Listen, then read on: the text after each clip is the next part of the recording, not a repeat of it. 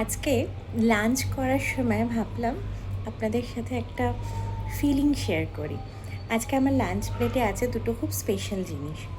একটা হচ্ছে নিম পাতা আলু সেদ্ধ দিয়ে মাখা।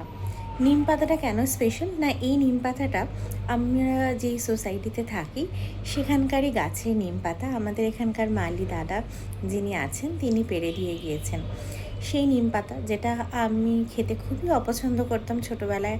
আর এখন আমার ছেলে যেটা খেতে খুবই অপছন্দ করে, তাও তাকে জোর করে খাওয়ানো হয়। তো সেই নিম পাতাটা আছে, সেটা একটা স্পেশাল মেনু।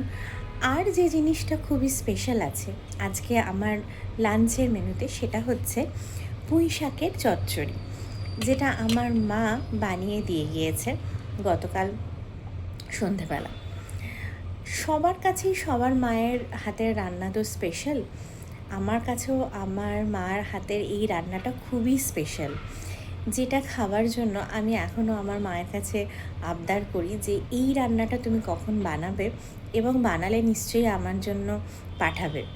তো এটা আমার কাছে একটা খুব স্পেশাল ভালোবাসার জিনিস, যেটা আমি পিরিয়ডিক্যালি মার কাছে বলতেই থাকি এবং মা আমাকে এটা বানালেই পাঠাতে থাকে। সেই দুটো খুব স্পেশাল জিনিস দিয়ে আজকে আমি আমার লাঞ্চ করব।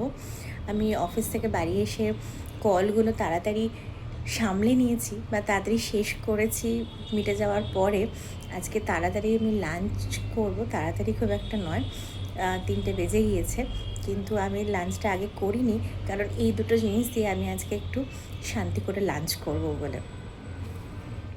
আপনাদের মায়ের হাতের বানানো কোন জিনিসটা আপনাদের কাছে খুব স্পেশাল?